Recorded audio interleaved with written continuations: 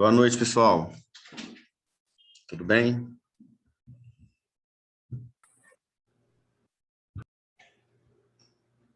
Tudo jóia?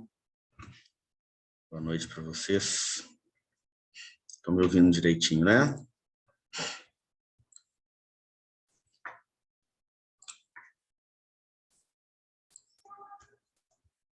Bom,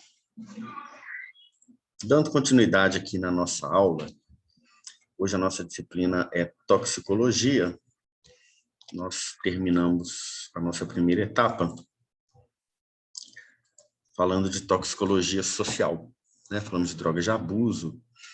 E hoje nós vamos falar de toxicologia de medicamentos. Deixa eu compartilhar para vocês aí. Hoje nós vamos falar da toxicologia de medicamentos. Obviamente, todos os medicamentos apresentam intrinsecamente uma toxicidade, né? Os testes aí de DL50, né, de toxicidade, né, especificamente demonstram que, dependendo da dose, todos os medicamentos vão apresentar algum tipo de efeito tóxico. Uns em menor dose, outros em doses maiores. Então, a gente foca muito o estudo da toxicologia de medicamentos nos neuropsicofármacos, que são aqueles bastante utilizados como drogas de abuso, de maneira irracional, e que cada vez mais estão difundidos na sociedade, né? Clonazepam aí, um medicamento mais utilizado, né, no planeta, ansiolítico, né, mais utilizado aí no planeta, com taxas crescentes, né, com tendência crescente ao aumento do uso, cada vez por pessoas mais jovens, em concentrações maiores, medicamentos que geram tolerância, geram dependência. Então, a toxicologia de medicamentos, ela acaba entrando na área de toxicologia social, se a gente considerar essa parte dessas substâncias, desses medicamentos que são consideradas drogas de abuso, né? A toxicologia social é aquela, como a gente já estudou, né? Estuda os efeitos nocivos decorrentes do uso não médico e também não terapêutico de fármacos e drogas, causando danos ao indivíduo e à sociedade. Essa questão de uso não terapêutico, não médico é mais fácil a gente entender, né? Sem uma prescrição médica. Os ansiolíticos têm muito disso, né? Rivotril, diazepam. Não terapêutico é um pouco mais difícil da gente chegar num consenso de que seria terapêutico ou não. Às vezes a pessoa, para si, é um uso terapêutico, né? Mesmo assim, devido à irracionalidade do uso, à ausência de prescrição médica, de acompanhamento profissional, é considerado como droga de abuso, né? Então, de certo modo, vai gerar um dano ao indivíduo e à sociedade. Quais são esses fármacos que causam dependência, tolerância, né? Cada vez doses maiores são necessárias para o efeito da substância, caracterizando o efeito de tolerância, né? O princípio da tolerância. Quais são essas drogas? Depressores do sistema nervoso central, barbitúricos, benzodiazepínicos, etanol e inalantes. Etanol e inalantes estão diretamente ligados a drogas de abuso, né? Não são medicamentos. Opiáceos. A morfina e a codeína são medicamentos, mas a heroína não foi produzida como medicamento, mas não é mais medicamento, né? Há muito tempo, que é somente droga de abuso produzida de forma irregular e ilegal. Estimulantes. As anfetaminas, a cafeína estão presentes em formulações de medicamentos, a cocaína não mais, apesar de já ter sido também presente na prática clínica, principalmente psiquiátrica. Tabaco, nós temos a nicotina, que hoje não é somente uma droga de abuso, nós temos aí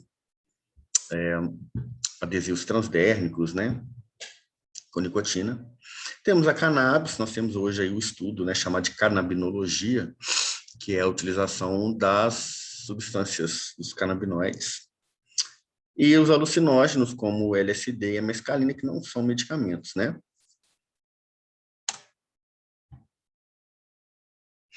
Farmacodependência e síndrome de abstinência.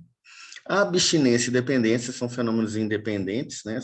Não tem uma relação direta assim com o outro, apesar de estarem ligados ao uso dessas substâncias. A abstinência é uma coisa, a dependência é outra, uma coisa não necessariamente leva a outra. O cérebro e outros tecidos se adaptam à presença desses fármacos, dessas drogas, gerando processos fisiológicos opostos às alterações causadas por elas.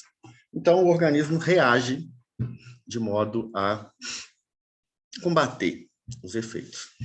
E isso gera danos posteriores, principalmente quando a gente fala em feedback. Então, o organismo produz naturalmente analgésicos, né? Para o bem-estar aí, são substâncias endógenas, né? Produzidas. Então, nós temos a produção endógena desses neurotransmissores que funcionam como analgésico. São quantidades pequenas, e a partir do momento que você começa a introduzir no organismo a heroína, por exemplo, que é um analgésico potentíssimo, né? Chegou a informação lá para quem produz, ó, tá cheio de analgésico rodando aí, pode parar de produzir. Tá precisando, não. Ele vai e para. No dia que você tira a substância, né, que vem aí a abstinência, o seu organismo não está preparado para produzir assim de imediato. Então, ele precisa de perceber, ó, não tem mais aquele analgésico, vou ter que voltar a produzir o meu. Mas isso tem um lapso de tempo entre você parar de introduzir a substância exógena e o seu organismo voltar a produzir a substância endógena. Existe um lapso temporal, e nesse período, o indivíduo fica sem a substância. Nesse caso, as substâncias analgésicas normais, naturais, endógenas do corpo. E aí ele tem dores lancinantes. E isso faz com que a pessoa volte a utilizar o produto, para não ter aquele síndrome, né, da abstinência. Síndrome porque são vários sintomas, né, associados aí à ausência de uma substância, em, principalmente, casos de dependência. Exemplo, barbitúricos causam a depressão da excitabilidade neural, mudança do fluxo de íons. A adaptação pode consistir em alterações na membrana celular, que aumentam a excitabilidade como efeito compensatório. Quando o fármaco é retirado, ocorre hiperexcitabilidade. Entenderam? Você tem uma depressão. Para combater a depressão causada, o organismo, né, vai produzir um aumento, aumentar a excitabilidade. E aí, quando o fármaco é retirado, aquele efeito de depressão ele desaparece e você tem uma hiperexcitabilidade. Ok? Isso acontece também com substâncias que geram o que a gente chama de síndrome serotoninérgica. Eles inibem a recaptação da serotonina. E você vai ter, de certo modo, um aumento da serotonina presente, circulante, presente nas sinapses, né? Gerando aí um aumento dessa serotonina, levando a efeitos prejudiciais. A hiperexcitabilidade constitui uma síndrome de abstinência. Na morfina, é diminuição da motilidade do trato gastrointestinal, por exemplo. Na síndrome de abstinência, você tem uma hipermotilidade com diarreia. Entenderam? Então, a morfina vai diminuir a motilidade. Qual que é o efeito compensatório? Um aumento da motilidade, para que um aumento da resposta, né? Um aumento do estímulo da motilidade para o organismo ter a motilidade normal, mas como estímulo maior, para combater aquela hipomotilidade. A partir de um momento que você tem uma grande excitabilidade do trato gastrointestinal, aumentando a motilidade e a ausência daquela informação, daquela substância que gerava o estímulo contrário, eu vou ter uma hipermotilidade. Vocês estão entendendo? O efeito compensatório para manter normal, pelo menos próximo da normalidade, o funcionamento do organismo com estímulos mais fortes. A partir do momento que você tira aquela substância, aquele efeito que compensava, você vai ter um aumento muito grande ou uma redução muito grande de alguma coisa, de algum efeito, de alguma função orgânica, né? Vamos dizer assim. A dependência é a síndrome comportamental, caracterizada pela perda de controle, né, uma compulsão pelo uso da substância, fissura, né, um termo popular aí, mesmo com intensos prejuízos individuais e sociais. O organismo, o cérebro lembra, mesmo ele tendo certeza, ele sabendo do prejuízo, ele tendo consciência do prejuízo, o cérebro, ele vai sempre lembrar do efeito positivo. Isso é uma maneira do organismo buscar a substância que ele precisa. O vício, a dependência, não é somente psicológica, ela é orgânica também, né? Então, o organismo ficar sem aquela substância é complexa. Você está com muita sede, seu organismo, você está com necessidade muito grande de água, vamos dizer assim, seu organismo vai arrumar uma maneira de você ir atrás de água, porque ele está precisando daquilo. Então, é a mesma coisa com as drogas de abuso, né? Com as drogas que causam dependência. O seu organismo arruma um jeito de você ir atrás. Então, são reações involuntárias, né? Geradas por esse efeito orgânico que a substância gera. É considerada uma doença crônica, incurável e sujeita a recaída a qualquer momento, a partir do momento que a pessoa é dependente de alguma coisa, qualquer momento da sua vida, ele pode ter uma recaída.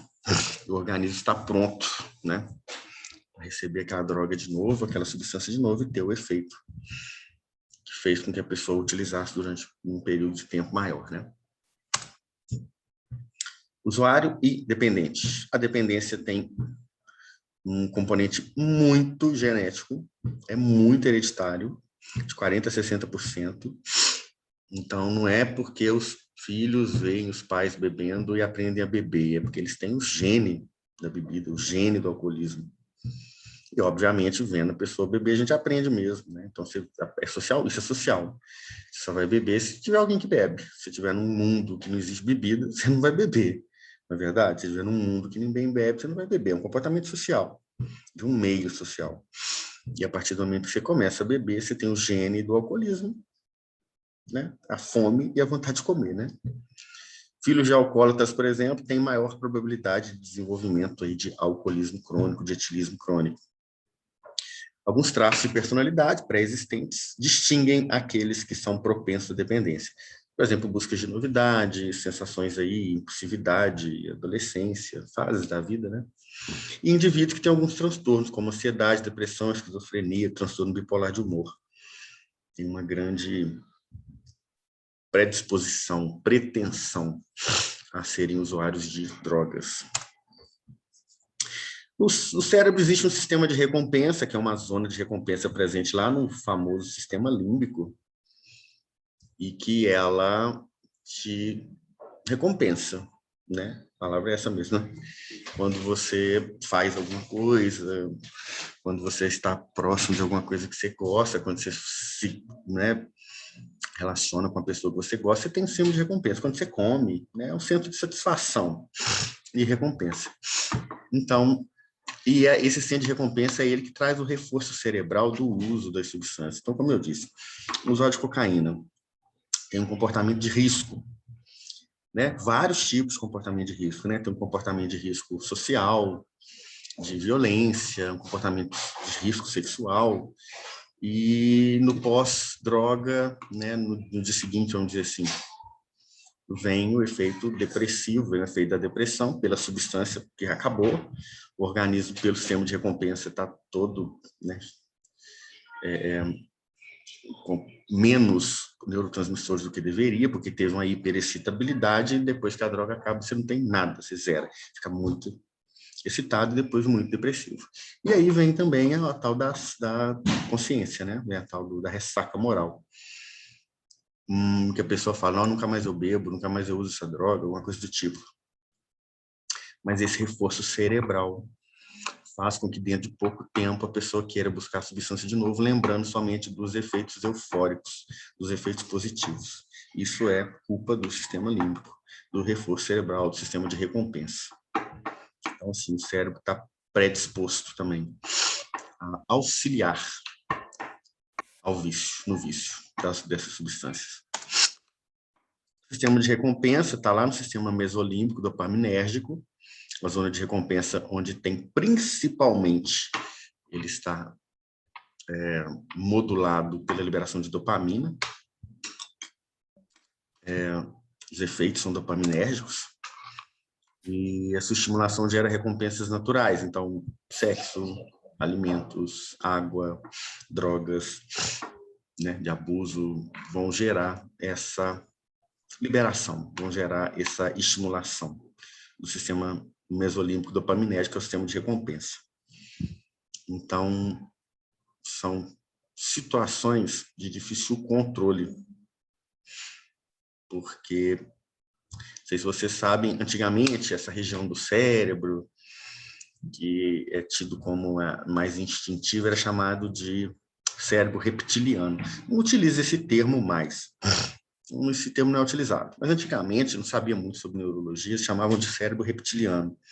É um cérebro primitivo que a gente tem, por isso chama reptiliano, como se tivesse sido herdado desde os répteis, que é altamente, totalmente instintivo, que trabalha, que reage de maneira irracional e instintiva. Então, ela que vai, essa parte do cérebro que vai te recompensar por necessidades básicas, como água, comida, sexo. Então, é muito instintivo, é muito animal, vamos dizer assim, né? As recompensas naturais imprimem na memória um acontecimento feliz. Então, o cérebro vai fazer com que você se lembre dos momentos bons, eufóricos, e se esqueça do prejuízo social, moral, da sua saúde que ele deu. Então, é uma fonte de reforço para o indivíduo repita a ação. Então, como eu disse, o sistema de recompensa, que é o sistema mesolímbico dopaminérgico, ele está agindo a favor da repetição do uso da droga. Ok? O uso dessas drogas, desses fármacos, como a gente vai focar hoje, traz recompensas para o usuário, como prazer, alívio, alteração de humor, de percepção, promoção de autoadministração, né, de autoestima, de autocontrole, né, no início, né? Melhora as relações sociais, a pessoa às vezes fica mais falante. Então, depende muito do que para a pessoa é interessante em termos de estimular o seu sistema mesolímbico, né? O usuário dessas drogas, desses fármacos, tem recompensa aí, né? Gerada, como exemplo está aí na figura, a cocaína se liga, ó, tá vendo? Nos receptores aqui de recaptação de dopamina. Então, a cocaína, a partir do momento que ela se liga na recaptação da dopamina, a gente tem a fluoxetina, aqueles medicamentos são inibem a recaptação da serotonina. Você vai ter um efeito prolongado e pronunciado da serotonina, porque ela está na sinapse por mais tempo. A cocaína faz isso com a dopamina, inibe a recaptação da dopamina, mantendo a dopamina nos terminais sinápticos. Uma fenda sináptica vai estar cheia de dopamina. Okay? As drogas e fármacos diferem dos reforçadores convencionais, porque seus efeitos estimulatórios são maiores na secreção de dopamina. Exemplo, alimentos. Alimento que você gosta, né? Um doce. Então, é aquela compulsão alimentar também daquelas pessoas muito obesas, que só se satisfazem, né? Deprimidas e ansiosas, que só se satisfazem comendo.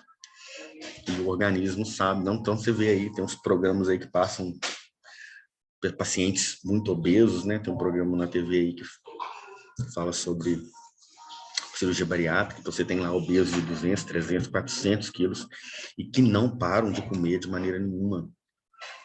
Por quê? Diz que dieta gera depressão, né? Justamente por causa disso, você deixa de estimular seu centro de recompensa. Por isso é tão difícil o processo de reeducação alimentar dessas pessoas. A cocaína produz um aumento de 500% da liberação de dopamina, enquanto os alimentos 45%. Olha só o bem-estar que dá aí um sorvete, uma pizza, sei lá, né, que vocês gostam de comer, e principalmente que tem mais carboidrato e mais gordura, é o que o sistema de recompensa mais gosta, né? Então, uma coisa muito, para você, muito gostosa, né, muito saborosa, é o que vai, obviamente, estimular mais o seu sistema de recompensa. Isso gera até 45% dessa alteração aí de liberação de dopamina. A cocaína chega a 500%. É um efeito muito pronunciado, né? Uma droga muito potente.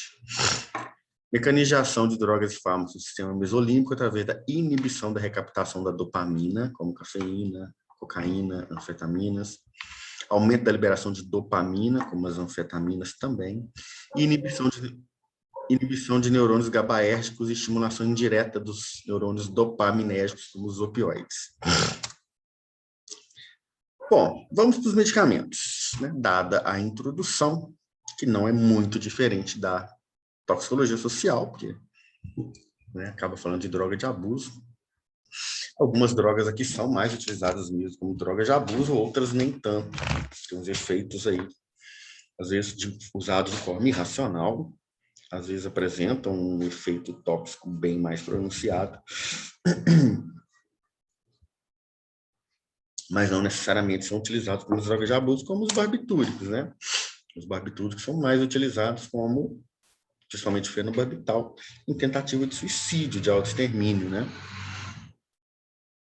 Difundida a informação de que é eficiente nesse objetivo, né? São substâncias utilizadas para indução de sono, né? Ácido malônico, ureia, aí, formando o ácido barbitúrico. O ácido dietilbarbitúrico, que é o barbital, foi introduzido no mercado em 1903. Em seguida, foi sintetizado o fenobarbital, que é utilizado até hoje. Intoxicações letais por superdosagem de barbitúricos, que é a situação que eu falei com vocês, que é o uso dos barbitúricos em tentativas de autoextermínio, tentativas e sucesso também, né? Porque 20 comprimidos aí já é o suficiente para você ter um quadro grave, né? E coma e óbito, né?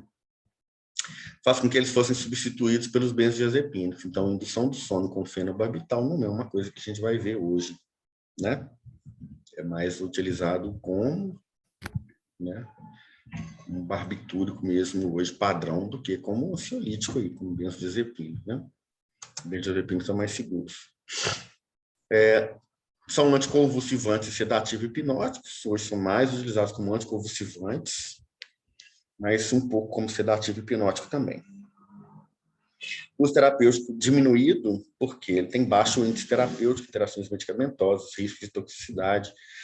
Então, existem alternativas melhores, vamos dizer assim, ao uso de barbitúricos. Estão fazendo com que esses medicamentos não sejam mais primeira escolha, mas são medicamentos tradicionais, historicamente utilizados, né? Contribuíram para a reforma psiquiátrica. Então, tem a sua importância na clínica psiquiátrica ainda, né? Neurológica psiquiátrica. No Brasil, fenobarbital, como que ele é? É o nosso, né? O nosso fenobarbital, o nosso Gardenal. Ele tem um tempo de meia-vida de 80 a 120 horas, é muito tempo. Então, a cada 80 a 120 horas, o efeito cai pela metade. Né? 2 a 4 vezes maior do que o do clonazepam, por exemplo, que é 40 horas.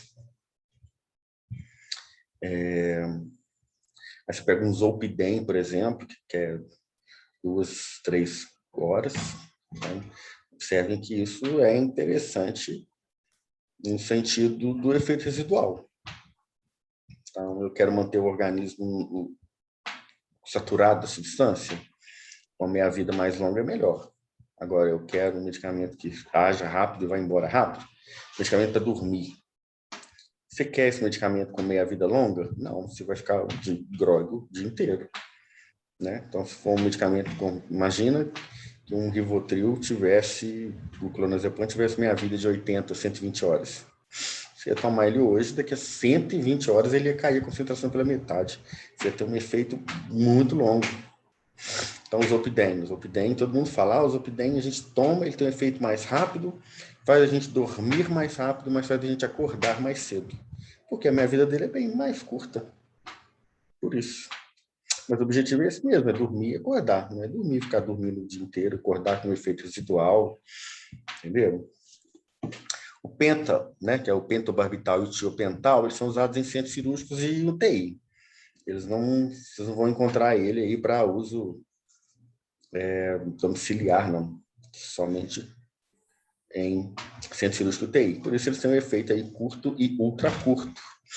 O efeito mais rápido, porque você quer o efeito só no momento da anestesia, né? Então, você quer o pentobarbital e o tiopental para ser utilizado durante o procedimento cirúrgico, e depois acabou o procedimento cirúrgico, acabou, você não quer o efeito mais. Então, tem um efeito curto e ultra curto. A ação dessas substâncias vai depender da dose administrada. Nós temos uma escala de sedação, tem a escala de Glasgow, tem escalas que vão medir sedação, começam lá no torpor, para sono, para sedação, para coma e para morte. Né? Então, tem uma evolução dessa situação aí. É um quadro mais grave. Toxicocinética, absorção, são drogas de caráter ácido, absorção oral completa, mas lenta ao nível intestinal, fenobarbital principalmente.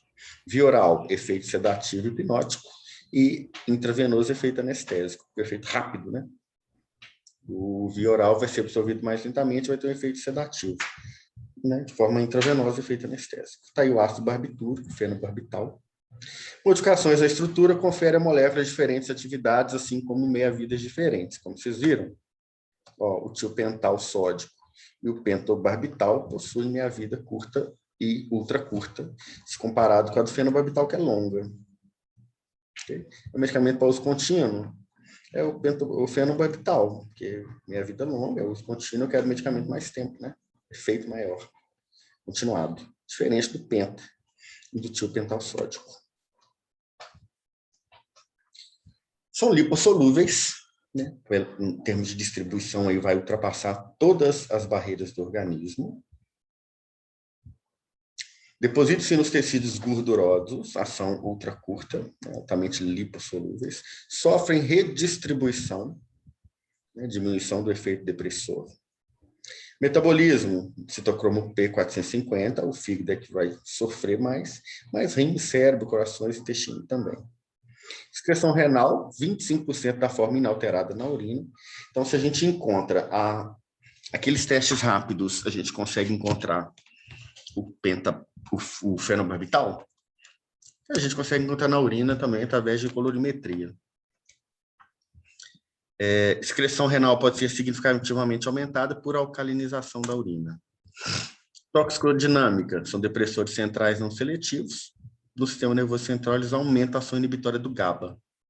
Tá? Do mesmo modo que os benzodiazepínicos, os barbitúricos também, o etanol, em receptores diferentes.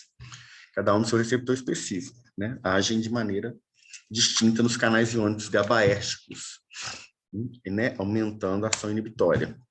Okay?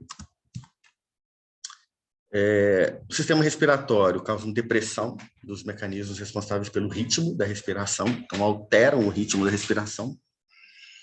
Doses hipnóticas vão modificar pouco a frequência cardíaca e a pressão arterial no sistema cardiovascular. Doses mais elevadas vão diminuir a contratilidade miocárdica e deprimir a musculatura lisa dos vasos. Intoxicação. Quais são as causas? Principal delas é a tentativa de suicídio, de autoextermínio. Indivíduos sob tratamento sem controle da dose ingerida acabam se intoxicando, não uma tentativa de autoextermínio, mas pode levar a situação grave, dependendo da quantidade de substância, de medicamento que a pessoa toma. Intoxicação acidental acontece muito em criança, né? E associação com outros depressores, como álcool e benzodiazepínicos. Doses letais são menores quando a gente associa. E aí, pessoal, sempre que a gente associa drogas depressoras, nós temos uma potencialização do efeito depressor. Principalmente com álcool, né? O início dos sintomas após a ingestão depende do tipo de barbitúrico. Então, uns têm um efeito mais rápido, tempo de meia-vida mais curta, outros têm efeito mais demorado, tempo de meia-vida mais longa. Nos de ação longa, os sinais começam a aparecer após 2 horas. A intoxicação pode ser classificada em leve, moderada ou grave. Intoxicação leve ou moderada, os sinais parecem muito com a embriaguez por álcool, torpor, né? Fala enrolada, confusão, taxia. E os efeitos tóxicos são dependentes da dose e da tolerância. A tolerância é um uso continuado que vai saturar os receptores, levando a uma resistência dos efeitos hipnóticos, fazendo com que a pessoa precise de doses maiores para a produção do mesmo efeito, anteriormente experimentado, né? Tolerância metabólica, o aumento da atividade de algumas enzimas hepáticas, aceleração da biotransformação, eliminação mais rápida, e é diretamente proporcional à rapidez dos seus efeitos. Então, diagnóstico laboratorial. As análises qualitativas visam diagnóstico diferencial, eliminando intoxicação por outros depressores do sistema nervoso central, caso de uma intoxicação. As quantitativas visam o diagnóstico da intoxicação, permitindo o risco toxicológico por quantificar a quantidade presente no organismo e necessidade de medidas dialíticas ou não, se fazer diálise peritoneal ou não. Okay? Isso vai depender da quantidade, né? Método de análise: cromatografia em camada delgada, qualitativo. Sangue, urina ou lavado gástrico são as amostras biológicas utilizadas. O imunoensaio é um semi-quantitativo. E o HPLC, por exemplo, padrão ouro, que é o teste mais indicado, né? E também permite avaliar aí a presença da droga e a sua quantidade, né? Beleza? HPLC e cromatografia gasosa, né? Cromatografia líquida e cromatografia gasosa.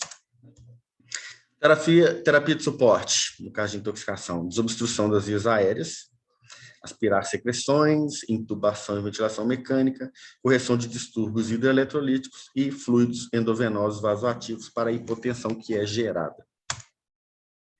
Descontaminação do trato gastrointestinal, com lavagem gástrica, mesmo após 24 horas, vão diminuir a contratilidade do TGI. Carvão ativado, comum em qualquer tipo de descontaminação do TGI. Aumento da eliminação por alcalinização da urina com bicarbonato de sódio, para eliminar mais rápido, da forma ativa mesmo, né? E hemodiálise, quando o paciente não responde a essa terapia de suporte mais comum, aí, mais simples. Beleza? Tranquilo, pessoal? Tranquilo? Até o momento. Deixa eu ver porque o meu computador deu uma apagada aqui. Só um momento. Acho que é o meu mau contato aqui, rapidinho.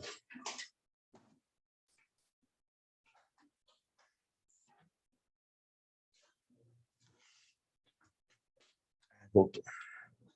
O escuro, de repente, era energia. Falta dela, né? Bom, benzodiazepínicos. Clonazepam é o maior representante hoje, já foi o benzodiazepínico aí, diazepam, hoje é o clonazepam. O Rivotril é o representante mais usado no mundo. Estão entre os fármacos mais prescritos em todo o mundo, demonstrando uma tendência da sociedade atual, de insônia, de ansiedade e de problemas de saúde mental, né? Nós somos uma sociedade extremamente...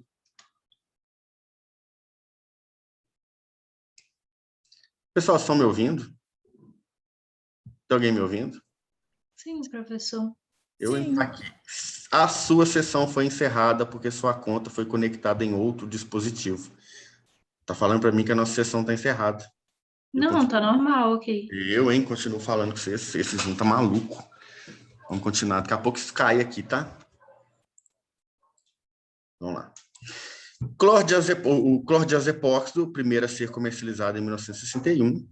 Ansiolíticos, anticonvulsivantes, relaxantes musculares e hipnóticos. Estão nessa classe também aí. Com a grande utilização na prática clínica da neurologia e na psiquiatria. São mais seguros e mais eficazes que os barbitúricos, por esse motivo são muito utilizados, mas geram tolerância e dependência maior. Tem seus benefícios, tem seus malefícios, né? Ok? Como eu estava dizendo aqui, nós vivemos numa sociedade com muito problema de saúde mental, né? Está cada vez mais medicalizada. O Zoom hoje não está quebrando meu galho. Vamos lá. Se cair, pessoal, está falando que falta 2 minutos e meio, tá? Vias de administração. Oral. Nós temos retal, nós temos supositório de benzodiazepínico. Ação rápida, ação lenta intramuscular e intravenosa, efeito mais rápido. Então, rápida, oral e retal, intramuscular, lenta, e intravenosa, ultra rápida. né? Administrou, efeito imediato. Absorção rápida, com pico plasmático de 20 minutos a 2 horas, então você toma com meia hora, 1 hora, você já está dormindo mesmo. Oi, Emílio. Oi? Você está em outro slide? Não, estou no benzodiazepina toxicocinética. Não, já não tá nele, não. Tá só no benzodiazepínicos. Já São passei, tá os vendo? fármacos mais preferidos. Já passei, não passou para você, tá vendo? Estou falando que o Zoom tá maluco. Mas deixa eu continuar falando, tá acabando, o slide está lá para vocês, eu não vou nem tentar mexer não, porque tá dando que eu tenho 1 minuto e meio só. Não sei o que aconteceu com essa Tá conta do mostrando Zoom. também. Eu acho que tá mostrando vocês? Tá. Eu acho que tá alguma atualização que eu tenho que fazer, né? Tá, mal de Windows. Vamos lá. Distribuição aí, alta percentagem de ligação a proteínas plasmáticas, mais do que 90%. Distribuição uniforme nos tecidos, são lipossolúveis e, obviamente, atravessa a barreira hematocefálica, que tem efeito no sistema nervoso central, tem que atravessar, né? Beleza? Na minha sequência aqui, a gente entraria em flunitrazepam, na sequência agora. Eu vou parar aqui. Na próxima aula, a gente pega a partir daqui, tá? Antes que eles dêem uma de mal educada e corte na nossa cara aqui a aula. Tá bom, pessoal? Grande abraço para vocês. Guardo vocês semana que vem. Mentira, guardo você. Ah, não, sexta-feira não tem aula. Guardo você semana que vem mesmo. Amanhã tem aula prática, né? Vamos ver quem aparece. Grande abraço, pessoal. Tchau, tchau. Até mais.